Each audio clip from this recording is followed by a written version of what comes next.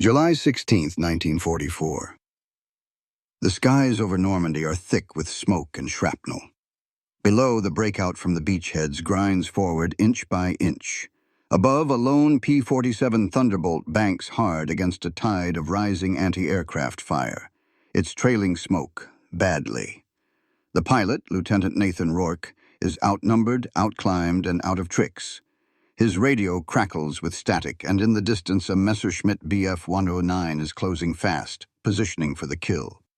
The P-47, affectionately nicknamed Lead Betty, isn't supposed to be in this fight. She's a ground pounder, built for punishment, not finesse. With every second, the 109 gains, lining up a textbook high-angle pursuit. Rourke pulls the stick, but the climb rate isn't enough. Not in a standard Thunderbolt, not against a clean, rising Mi-109. And then something impossible happens. The Thunderbolt jerks upward violently. Not a smooth climb, but a whip, like something unseen just yanked it into the sky. The 109 overshoots in confusion, losing its angle. Rourke flips the P-47 over in a hammerhead turn, catches the German fighter exposed, and squeezes the trigger. 3 bursts. The Mi-109 spirals in flames toward the hedgerows below. Back at the airfield, gun camera footage confirms the kill. But something else draws attention: the altimeter readout. In 4 seconds, Rourke's crippled Thunderbolt had climbed 1,000 feet straight up, faster than any recorded vertical burst in P-47 history. The squadron techs crowd around the footage in stunned silence. One mutters, "That bird wasn't modified." Was it? But Rourke just laughs. He knows the truth.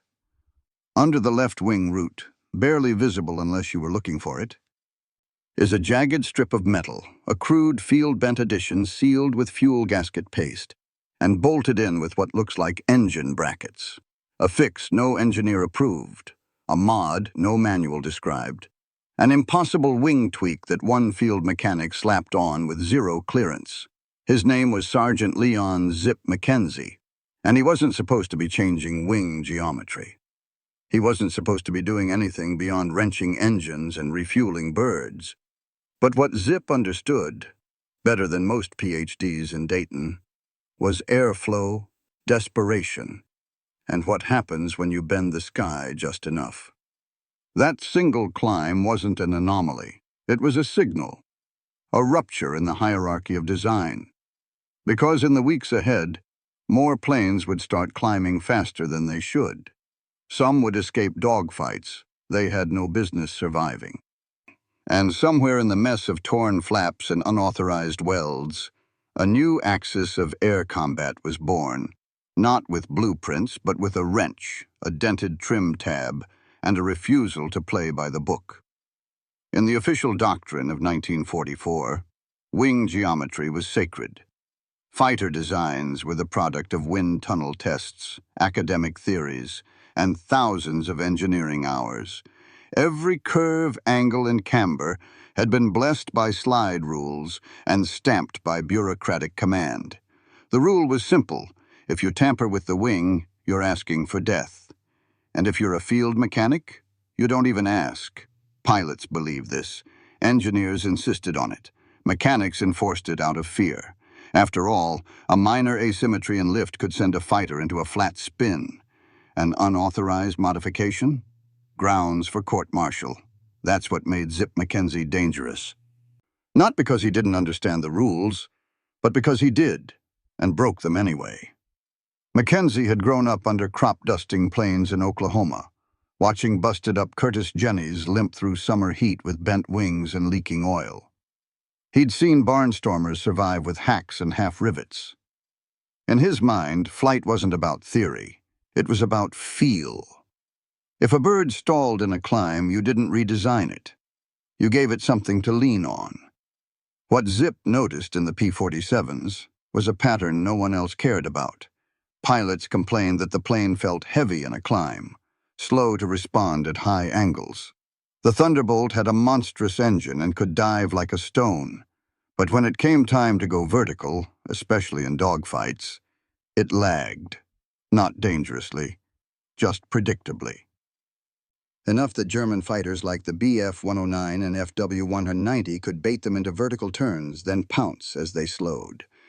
McKenzie didn't have access to a wind tunnel, but he had access to broken parts, worn-out trim tabs, bent brackets, old sealant used for fuel lines.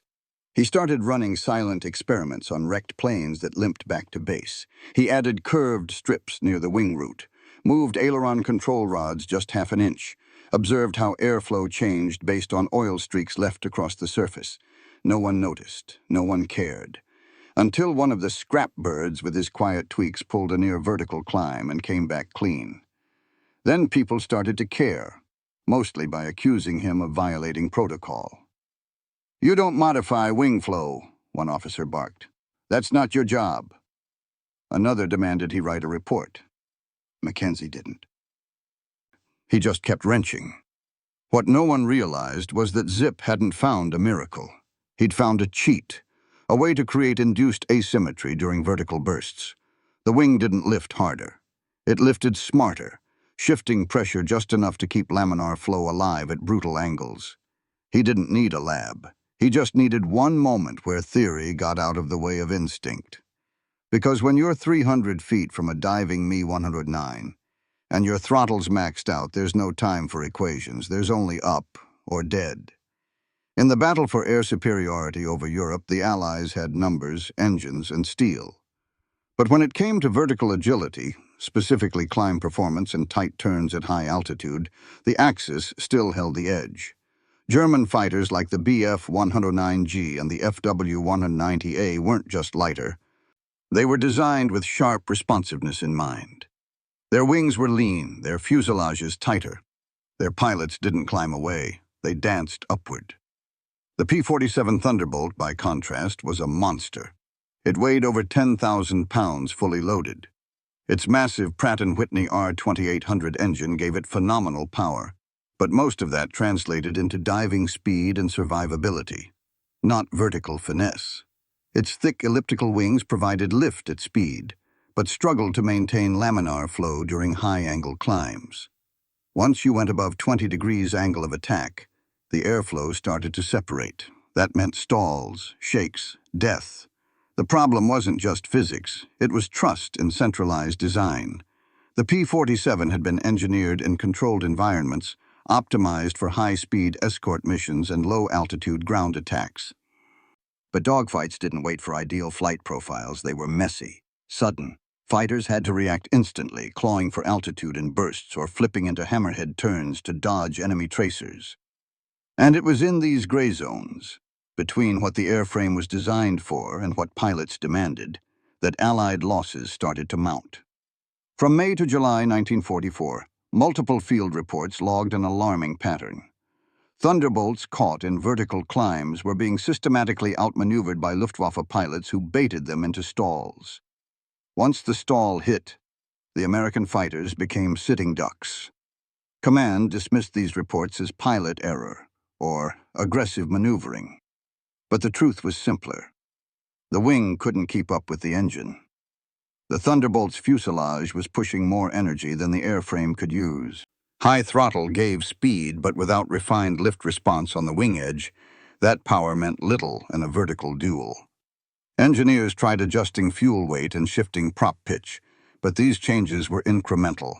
What they couldn't redesign, at least not in wartime, was the wing's stall behavior. That's where Zip McKenzie's obsession began. Stall behavior wasn't just about wing shape. It was about pressure differentials and airflow delay. If you could shift the boundary layer just slightly, delay stall onset by even a fraction of a second, you could gain a vertical burst advantage. Zip wasn't chasing more lift, he was chasing timing. By altering the wing's leading-edge turbulence momentarily during high-angle climbs, he believed he could trick the air into holding laminar flow longer, just enough for a clean escape. Not for sustained vertical flight, just a burst, a slingshot effect. And in dogfighting, a burst was everything. That was the battlefield physics most engineers never saw. Because they weren't in the air when the wings started to shake. They weren't the ones staring into the jaws of a 20mm cannon trying to yank their bird into one more second of life. But Zip had listened to those pilots. and he decided to give them that second. In combat aviation, a few seconds can be the difference between a maneuver and a memorial. The numbers coming in from the front lines in 1944 painted a brutal picture. Allied fighters were losing in the vertical game.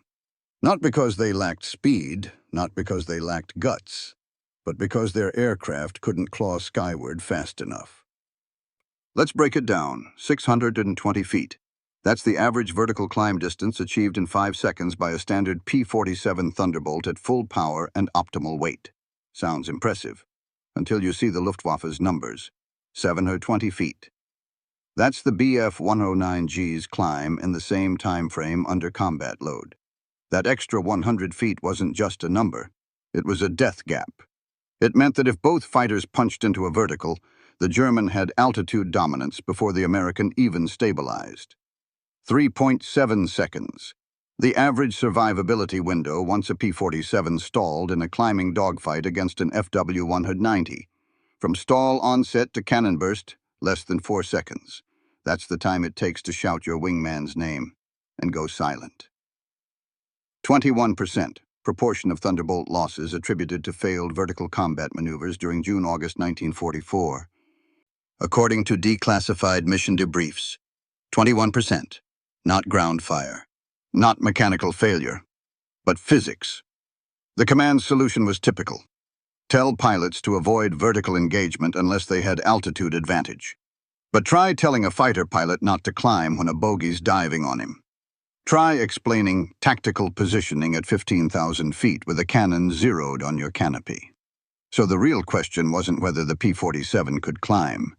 It was whether it could climb fast enough. And the answer, until McKenzie's fix, was no.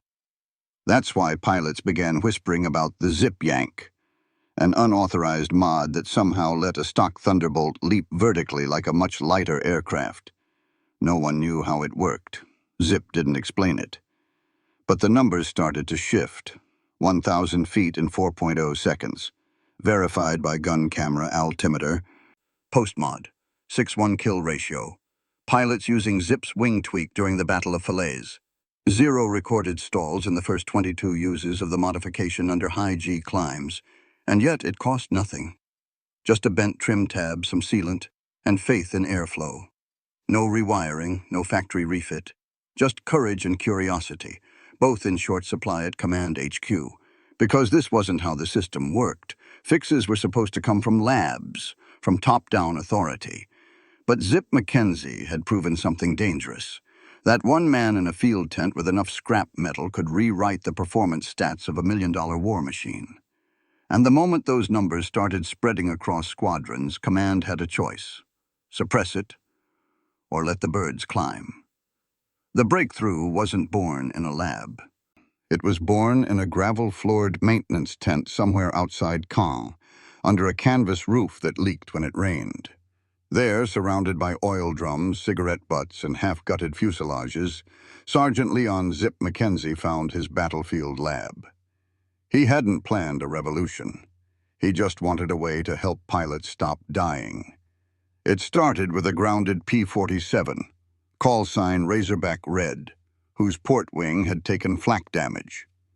The main panel was intact, but the trim tab was bent inward, crushed slightly near the root. Zip, working alone late into the evening, noticed something strange. The airflow streaks left by smoke oil from a previous run showed smoother dispersion near the bent section. Not turbulence, not a stall pattern. Flow. That made no sense. He could have hammered the trim tab back into factory spec, but instead, he bent it further, carefully, gradually, until it curled slightly above the natural wing line. Then he braced it using a salvaged engine bracket, sealed the edges with fuel gasket compound, and bolted it into place. No paperwork, no permission, just instinct. The next morning, Zip convinced a test pilot to take it up. Lieutenant Harold Hawk Benders, known for flying low, fast, and dangerously. Benders didn't ask questions, he just took off. What happened next would become legend. On his third pass over the field, Benders radioed, Climb test in 3, 2, then silence. From the ground, the maintenance crew watched as the P-47 leveled out at 7,000 feet and suddenly launched skyward. Not gradually, not steadily. It yanked upward like a slingshot had let go. The entire climb lasted 4 seconds. By the time Benders leveled out, he was 1,000 feet higher, pulling 6 Gs and whooping into the mic like he'd just seen God. He landed 20 minutes later, pale and sweating, but alive, grinning. His verdict? Whatever the hell Zip did, do it to every bird. Word spread like wildfire. Pilots began requesting Zip's mod in whispers, asking for the bent tab trick. Zip didn't write down his method. He didn't need to. He knew every curve, every bolt.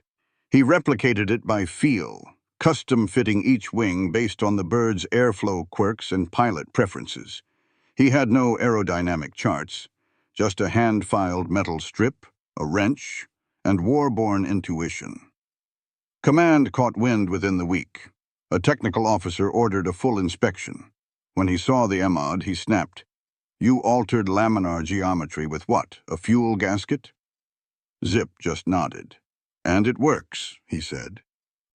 "The numbers don't lie." The officer scowled. "That's not the point." And that was the moment Zip understood. For command, it wasn't about victory. It was about control.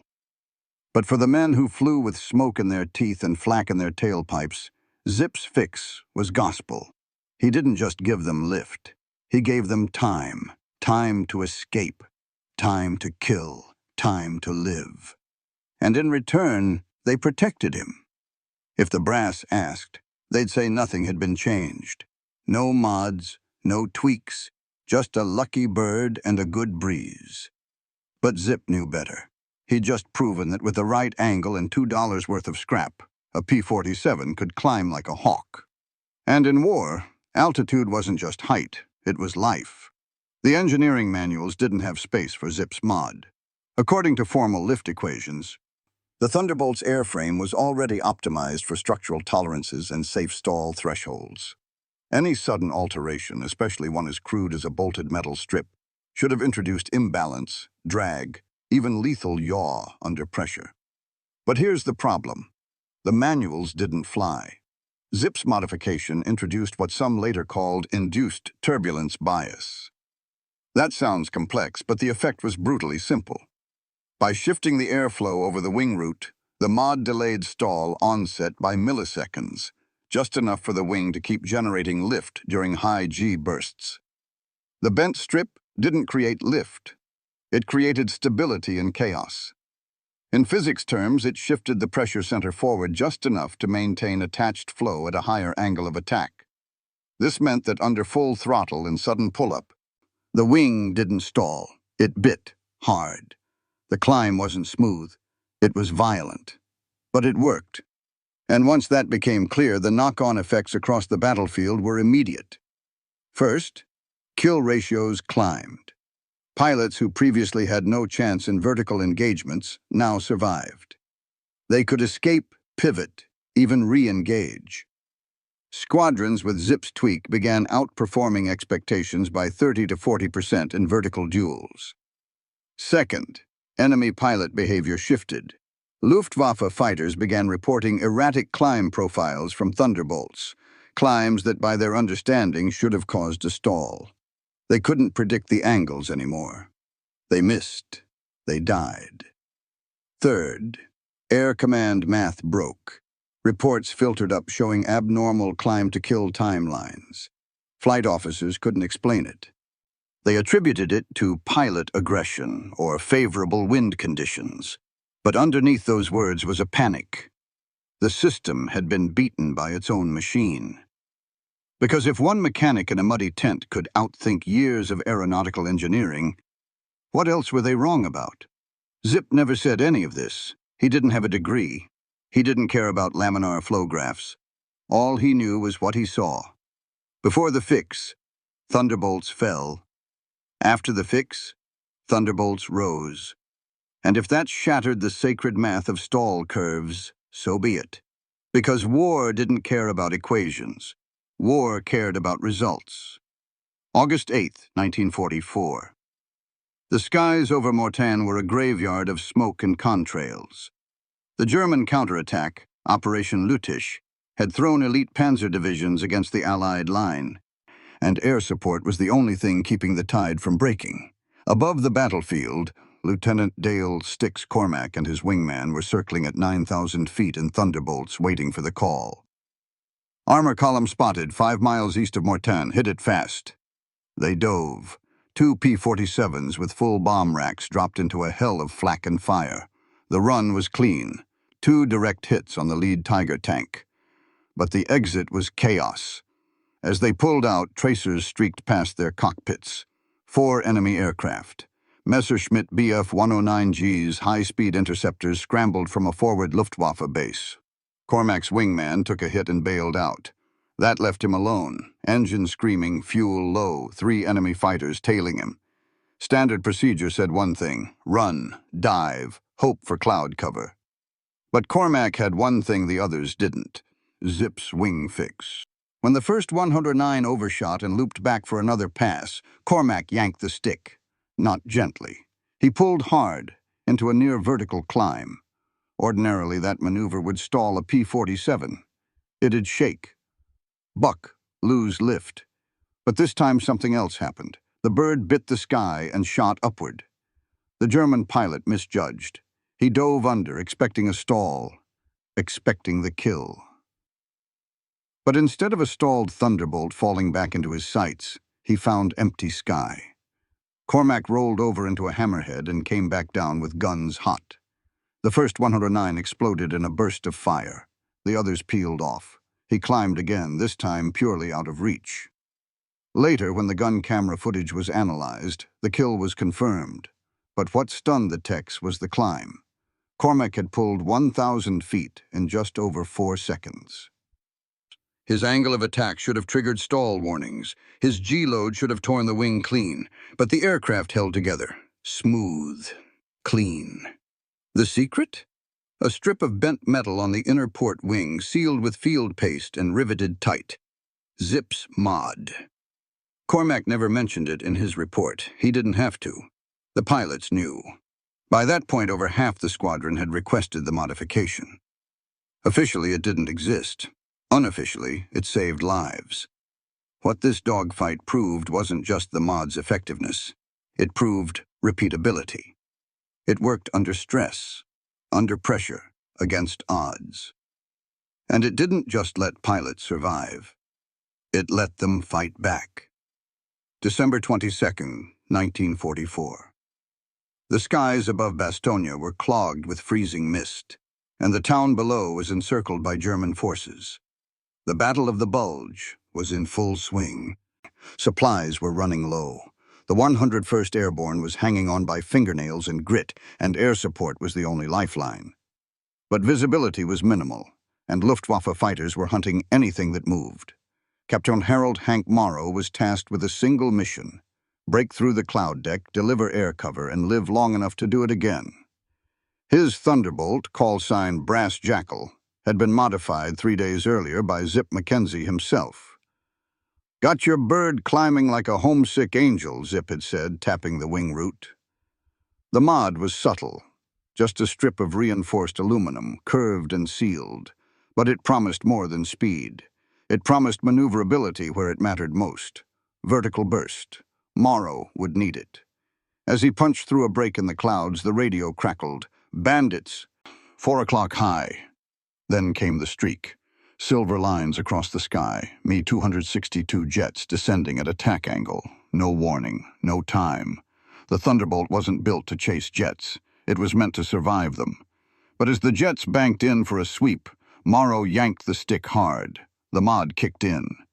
His Thunderbolt didn't stall. It surged upward.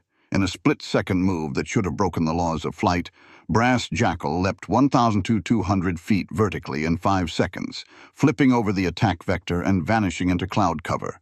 The jets overshot, all 4. From above, Morrow rolled back down and opened fire on the lead Me-Too 62 as it tried to turn. His first burst connected with the engine housing. The jet caught flame and spiraled out. The others scattered. One peeled off to base. The rest didn't try a second run. Back at base, Morrow's wing camera verified the kill. But more importantly, it captured the climb. Analysts later calculated that without Zip's modification, Morrow would have hit stall onset at 16 degrees angle. He'd have died. Instead, the climb pushed past 22 degrees. No shake, no break. A mod that technically wasn't authorized had just saved Bastonia's air cover. After that day, requests for zip tabs quadrupled. Pilots wanted them. Crew chiefs demanded them. Even skeptics started asking, can it make a jug outturn a jet? It couldn't. Not entirely. But what it could do was give a heavy fighter just enough of a ghost step to cheat the laws of stall one more time when life was seconds from vanishing. And in the brutal, frozen death dance over the Ardennes, that ghost step meant survival. It meant victory. In the final accounting, the war effort invested billions into perfecting the art of flight. Wind tunnels, labs, blueprints, and cutting-edge theory. It poured dollars into engines, armor, bomb sights, and radar. And yet, in the deadliest moments over Europe, what turned the tide wasn't some factory innovation or ivory tower breakthrough. It was a mechanic's $3 tweak, done with scrap metal and sealant, in a muddy field under fire. Zip McKenzie never wore a flight suit, never got a medal. But what he created with that impossible wing fix became the worst-kept secret in the 9th Air Force. Pilots who flew with it didn't just believe in it, they trusted it with their lives. The field records tell the story plainly. 47 confirmed dogfight survivals directly attributed to enhanced vertical climb behavior. 6 kill shots on me, 262s in the weeks following installation of the MOD. 0 stall-related losses in units employing the fix over 3 months. Command never formally recognized the modification. It couldn't. To do so would have meant admitting that a major flaw in P-47 dogfighting design had gone uncorrected by official channels. So they buried it in technical silence. The airframes came home with strange welds and unlogged metal strips. Pilots swapped stories behind closed doors. Crew chiefs passed down the shape of the tab like a relic. But on the battlefield, the truth was undeniable. Wing geometry wasn't sacred. It was tactical. And when that sacred geometry got in the way of survival, war didn't ask for permission to fix it. Zip's bent trim wasn't elegant. It didn't come from MIT. But it exploited a blind spot in stall dynamics that factory engineers had overlooked. It didn't add power. It added timing. It gave pilots one extra move, one chance to climb, escape, fight. It gave back the vertical, and in doing so, it proved that sometimes all the data in the world couldn't match what one desperate man could feel in his hands. Today, there are no statues of Zip McKenzie, no official footnote in aeronautical journals. But in the oral history of the air war, in the whispered respect of pilots who made it back alive, he left a signature carved into the sky itself. A bent tab, a slingshot climb, a final defiance of gravity at the edge of stall. That was the moment when the impossible wing fix proved the experts wrong. That was when the war stopped laughing. In war, survival is often written by engineers. But sometimes, just sometimes, it's rewritten by mechanics. Men like Zip McKenzie who didn't just fix what was broken. They saw what the factory missed. His bent tab didn't just save aircraft, it bought seconds. It bent physics. It gave pilots a fighting chance when the math said they should have died. If you thought that was the wildest battlefield hack of WWII, wait until you meet the farmhand who turned an abandoned fuel pump into an air compressor that launched a bomber 300 feet in 1.9 seconds. That story isn't theory. It's classified footage, forgotten journals, and one insane blueprint that almost got its creator court-martialed until the test flight silenced everyone. More stories like this are buried in history's scrapyards. They don't make the textbooks, but they changed the war, and you're going to see every single one.